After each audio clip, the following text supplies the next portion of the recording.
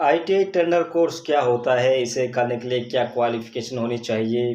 Percentage, work, fees, job, salary, कंपनियाँ, तो इन सभी के बारे में हम बताएँगे। सबसे पहले आते हैं कि टर्नर कोर्स कितने ईयर का होता है? ये 2 ईयर का कोर्स है, थोड़ा-सा लॉन्ग हो जाता है लेकिन अच्छा कोर्स है।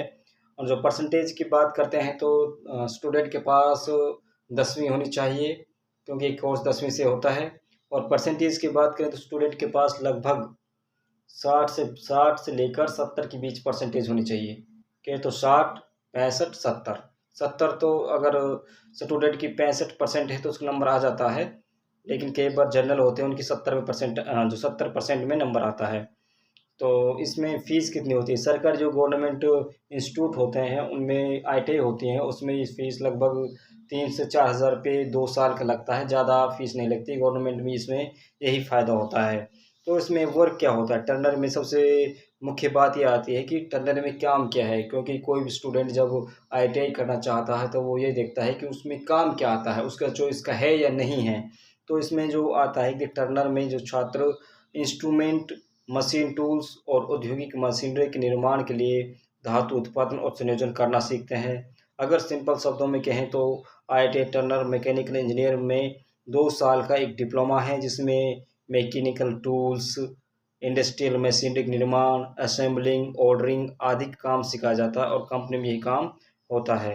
यानी कि किस प्रकार से क्या टूल्स बनते हैं और किस पर असेंबलिंग की जाती है, कंपनियों में किस प्रकार काम होता है, इस सब में सिखाया जाता है।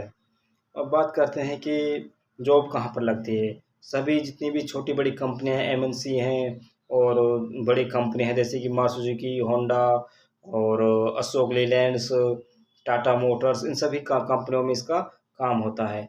ये तो हो गई जॉब। सैलरी की बात करते हैं, सैलरी स्टूडेंट जो होता है, विद्यार्थी जो होता है उसको बहुत ही कम सैलरी मिलती है। बहुत कम इतने में नहीं कि बिल्कुल ही कम, लेकिन इतनी है कि स्टूडेंट को आईटीआई जो अप्रेंटिस होते हैं ना, वो करनी ज़रूरी होती है। अप्रेंटिस स्टूडेंट को लगभग 10 से 12,000 रुपए मिलते हैं, लेकिन जब अप्रेंटिस हो जाती है, तो उसको अच्छी सैलरी पैकेज मिलने लगता है। जैसे कि अप्रेंटिस की, तो उसके बाद किसी कंपनी में गए, तो वहाँ पर उसको 15 से 20,000 रुपए मिल जाते हैं और जब 1-2 साल किसी कंपनी में एक्सपीरियंस होता है, तो उसके साथ आईटीआई जो क्वालिफ़िकेशन बढ़ती जाती है। यानी अप्रेंटिस हो गई, फिर 2 साल 3 साल का एक्सपीरियंस होगा, तो उससे अच्छी सैलरी मिलती है, जब बहुत ही टॉप सैलरी मिलती है।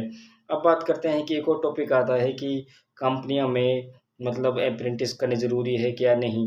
अप्रेंटिस करनी ज़रूरी है क्योंकि अप्रेंटिस उस जगह काम आती है जब किसी सरकारी कंपनी में या सरकारी किसी डिपार्टमेंट जॉब निकलते हैं, तो वहाँ पर अप्रेंटिस माँगते हैं, एक्सपीरियंस माँगते हैं कि आपने कितने साल का कोर्स किया है।